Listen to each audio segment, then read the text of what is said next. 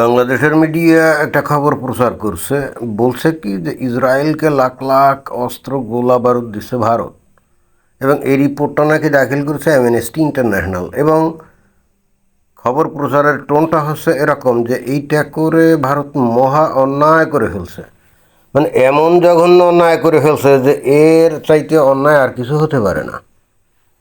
খুব ইন্টারেস্টিং ব্যাপার, খুব ইন্টারেস্টিং ব্যাপার। আমরা এতদিন শুনতাম ভারত ইসরায়েল থেকে নানা রকম সফিস্টিকেটেড অস্ত্রপাতি এবং টেকনোলজি, মিলিটারি টেকনোলজি এইগুলো আমদানি করে, বিশেষ করে ওই বিভিন্ন যে মিসাইল আছে, মিসাইল প্রযুক্তি, ড্রোন প্রযুক্তি। তারপরে ইদানিং শুনছি ওই ওদের যে বিখ্যাত আয়রন ডোম, তার যে গোলা, ওই যে টামির মিসাইল, অর্থাৎ ওয়ার হেড আর কি, এইটা তৈরি করার জন্য নাকি ভারতকে বেছে নিয়েছে ইসরায়েল। ভারতে নাকি তারা একটা প্রোডাকশন লাইন তৈরি করবে এরকম। এতদিন তো আমরা শুনছি যে ইসরায়েল থেকেই ভারত অস্ত্রপাতি আমদানি করে, তো হঠাৎ করে এই খবর দিল যে ভারত থেকেই ইসরায়েলে লাখ লাখ অস্ত্র গোলাবারুদ গেছে। তো এতে করে বোঝা যাচ্ছে বেসিক্যালি ভারত থেকে যেগুলো নিয়েছে কামানের গোলা বা ওই যে রাইফেল বা মেশিন গানের গুলি টুলি, এইগুলোই নিয়েছে। এর বাইরে ভারতের আর কোনো অস্ত্রপাতি ইসরায়েল আমদানি করছে বলে তো মনে হয় না, অর্থাৎ ইসরায়েলের তো সেটা দরকার আছে বলেও মনে হয় না। আর ছোটোখাটো কিছু মিসাইল বোমা টোমা এগুলো হয়তো নিতেও পারে। বাট ইন্টারেস্টিং ব্যাপার হলো এইটা করে ভারত অন্যায় কাজ করছে, এটাই আসলে খবরের মূল টোন।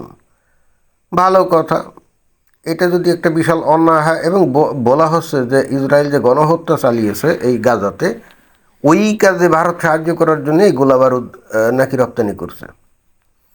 তো তাই যদি হয় তাহলে ওই 7 অক্টোবর 2023 সালে, তাই না, ওই গাজা থেকে হামাস যখন ব্যাপকভাবে অস্ত্রপাতি সজ্জিত হয়ে ইসরায়েলের, বিশেষ করে দক্ষিণ ইসরায়েলে যে তাণ্ডব চালিয়েছিল, 1200-1300 যে ইসরায়েলি নিহত হয়েছিল, সেটাও তো গণহত্যা ছিল, তাই না? তো এই যে হামাস যে অস্ত্রপাতিটাতে নিয়ে এই যে হামলা চালিয়েছিল, তো ওই অস্ত্রপাতিগুলো তাদেরকে কে দিয়েছিল? এ ব্যাপারে কি বাংলাদেশের মিডিয়াগুলোর কি কোনো ওই আগ্রহ আছে? নাই। এবং ভাবটা হচ্ছে এরকম, মনে হয় যে ফেরেশতারাই তাদেরকে অস্ত্রপাতি দিয়েছিল অনেকটা। ওই আব্রাহা যখন ইয়েমেন থেকে হাতি বাহিনী নিয়ে ওই যে মক্কা অভিমুখে রওনা হয়ে ওই কাবাঘর ধ্বংস করার জন্য হস্তি বাহিনী নিয়ে এসেছিল না, তখন আল্লাহ কী করছিল? তখন ওই যে আল্লাহ মানে কি, যে কাবাঘরের মধ্যে যে হুবাল ছিল, হুবাল তাকেই তো তখন কুরাইশরা আল্লাহ বলতো, এটা তো ইসলামের আগে।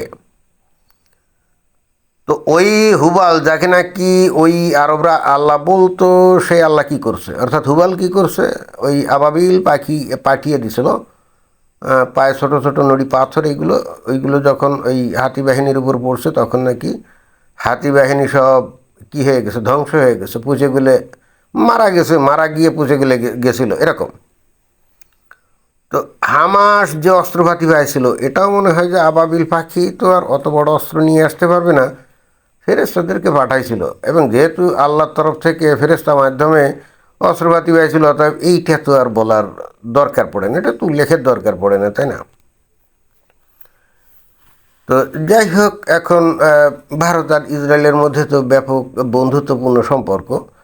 ভারতের প্রত্যেকটা বিপদে ইসরায়েল যেভাবে পাশে এসে দাঁড়িয়েছে, পৃথিবীর অন্য কোনো দেশ ভারতকে এভাবে সাহায্য সহযোগিতা করেনি।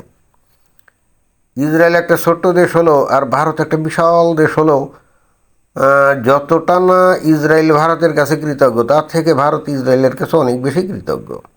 অতীতে যত ঝই ঝামেলার বিষয় হোক না কেন, ইসরায়েল পাশে এসে দাঁড়িয়েছে। এবং আমার জানা মতে এই যে রিসেন্টলি আরশোলা পার্টি দিল্লিতে যে আন্দোলন সংগ্রাম করলো না, তো তখন ওই পুলিশ এবং স্পেশাল ফোর্স তারা এক ধরনের চশমা, স্মার্ট চশমা বা গগলস ব্যবহার করছিল, যে গগলসে বা চশমায় সেখানে কিন্তু ওই যে ক্যামেরা লাগানো ছিল, যেটা নাকি আর্টিফিশিয়াল ক্যামেরা, এবং যে ক্যামেরা বিশেষ করে ওই আন্দোলনের মধ্যে থাকা যে সমস্ত লোকজন আছে তাদের মুখ্য ছবি এবং চোখ, এগুলো নাকি খুব নিখুঁতভাবে রেকর্ড করছিল, যাতে করে ওইগুলোর সাথে মিলায় ভারতের যে তথ্য ভাণ্ডার আছে বা ডেটা ব্যাংক আছে, সেখানে মিলায় বস্তুত কতগুলো সমাজ বিরোধী দুষ্কৃতকারী সন্ত্রাসী গুন্ডা বদমাস ওখানে ওই আন্দোলনে অংশ নিয়েছিল সে চিহ্নিত করতে পারে।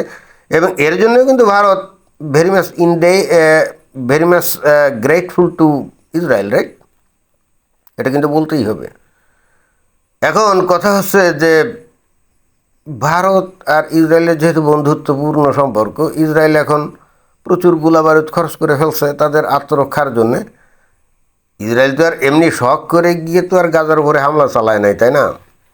হামাস ইসরায়েলের উপরে হামলা চালিয়ে তাদের 1200-1300 লোককে হত্যা করলো, তখন তো আর ওরা বসে ওরা তো আর হাত কসলাবে না এবং একই সাথে এসে ওই যে হামাসের যে নেতা ইসমাইল হানিয়ে তারপরে আরও যারা আছে তাদের কাছে গিয়ে তো বলবে না যে হুজুর বা বস আমরা খুব অন্যায় করে ফেলছি, আমাদের মাফ করে দেন, এই কথা তো বলবে না। তারা তো আত্মরক্ষার জন্য পাল্টা হামলা চালাবে। এবং যে কারণে তো বস্তুত গাজায় ব্যাপকভাবে মানুষ মারা গেছে। এবং সেটাও কি নারী এবং শিশুদেরকে ঢাল হিসেবে, মানব ঢাল হিসেবে এই হামাস ব্যবহার করছিল, ওই জন্যই তো মারা গেছিলো।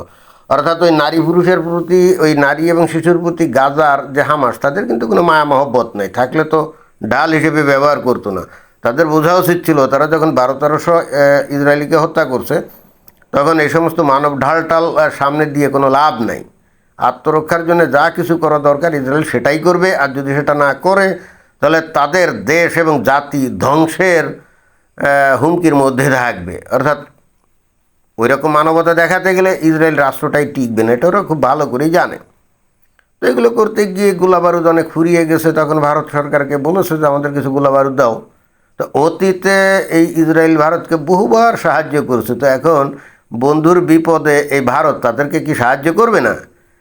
এখন ওই গাজার হামাস তারা বিভিন্ন দেশের থেকে অস্ত্রপাতি নিয়ে তারা ওই ইসরায়েলে গণহত্যা চালাবে, তখন কারা তাদের অস্ত্র দিল এটা চেপে যেতে হবে।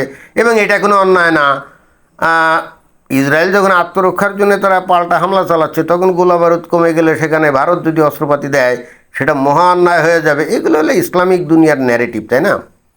একটা জিনিস খেয়াল করতে হবে, কংগ্রেস আমলে এই ভারত অনেকটাই কিন্তু মুসলিম দুনিয়াকে যেহেতু তুয়াশ করে চলতো। কারণ তখন তো ওই বিশেষ করে জ্বালানি তেলের জন্য তো আরব দেশগুলোর উপরে মানে 100% নির্ভর করতে হতো। মমিন মুসলমানদের বোঝা উচিত এই এই ভারত এখন এই জ্বালানির জন্য আর ওই মধ্যপ্রাচ্যের মুসলিম দেশগুলোর উপরে নির্ভরশীল না। তাদের জন্যে ওই রাশিয়া আছে, দরকার হলে তারা আমেরিকা ভেনেজুয়েলা থেকে তেল কিনবে, ঠিক আছে। কিন্তু ওই মুসলিম দেশগুলোর কাছে গিয়ে আজ্জি হুজুর করবে না। এই বাস্তব পরিস্থিতি, ভূ রাজনৈতিক পরিস্থিতি সম্ভবত মুসলমানরা কেয়ার করে না বা জানে না, জানলেও না জানার ভান করে। তাদের বুঝতে হবে যতদিন এই তেলকে অস্ত্র হিসেবে ব্যবহার করার সুযোগ পেত এই আরব দেশগুলা, ততদিন কিন্তু তারা বিভিন্ন দেশের উপর ব্ল্যাকমেইল করছে, ভারতকেও করছে। এবং যে কারণে কংগ্রেস সরকারও তাদেরকে তোয়াজ করতো। এবং সেক্ষেত্রে এই কংগ্রেস আমলে ভারত কিন্তু ইসরায়েলের সাথে সেই ধরনের সম্পর্ক তৈরি করেনি। কিন্তু নরেন্দ্র মোদীর আমলে যেখানে তেলের জন্য আর ওই উপসাগরীয় আরব দেশগুলো মানে মুসলিম দেশগুলোর উপর নির্ভরশীল হওয়ার দরকার পড়ে না, তখন তো তাদেরকে তোয়াজ করবে না। মুসলমানদের এটা ভালো করে বোঝা উচিত। আর তাছাড়া মুসলমানরা যদি হিন্দুদেরকে শত্রু মনে করে এবং নিকৃষ্ট প্রাণী মনে করে এবং মুসলমানরা যদি মনের মধ্যে লালন করে যে এই হিন্দুদের বিরুদ্ধে সারাক্ষণ জিহাদ জারি রাখবে, তো তখন ভারতের হিন্দুরা অর্থাৎ এই বিজেপি সরকার মুসলমানদের পক্ষে থাকবে কী কারণে? মানে কারণটা কি? যে মুসলমানরা তাদেরকে ঘৃণা করবে এখন সেই মুসলমানদের পক্ষে এসে মানে ভারত দাঁড়াবে, এর যুক্তিটা কি? আমি আসলে ঠিক যুক্তি বুঝে পাইনি। তবে হ্যাঁ, যখন তেলকে ওরা অস্ত্র হিসেবে ব্যবহার করার সুযোগ পাইছিল অতীতে, তখন কিন্তু ভারতকে ইচ্ছায় হোক অনিচ্ছায় হোক ওই মুসলমানদের কাছে কিন্তু তোয়াজ করতে হতো। বাট এখন তো সিচুয়েশন চেঞ্জ, তাই না? এখন তো এটা করবে না। এখন অতএব ওই ইসরায়েল তার অস্ত্রপাতি দিয়ে কাকে মারলো, কী করলো তার আত্মরক্ষার স্বার্থে, এইটা তো ভারত দেখবে না, এটা তো ভারত দেখবে না। এই সমস্ত অ্যামনেস্টি ইন্টারন্যাশনাল বা এই সমস্ত মিডিয়ার উচিত দেখা এখন এই যে আমেরিকা কিভাবে ইরানকে দফারফা করেছে। তো আমেরিকা কি কোথা থেকে অস্ত্রপাতি পাচ্ছে? নিজেরা বানাচ্ছে, তাই না? তো ওইটা তাদের দেখা উচিত না যে কী পরিমাণ অস্ত্র সেখানে ব্যবহৃত হলো। না, অ্যামনেস্টি ইন্টারন্যাশনালের কিন্তু ওইদিকে মাথা ব্যথা নেই, কারণ অ্যামনেস্টি ইন্টারন্যাশনাল তো আমেরিকার একটা সংগঠন, তাই না? তো তারা কি আর আমেরিকা কোথায় কি আকাম কুকাম করছে এটা কি আর দেখবে বলেন?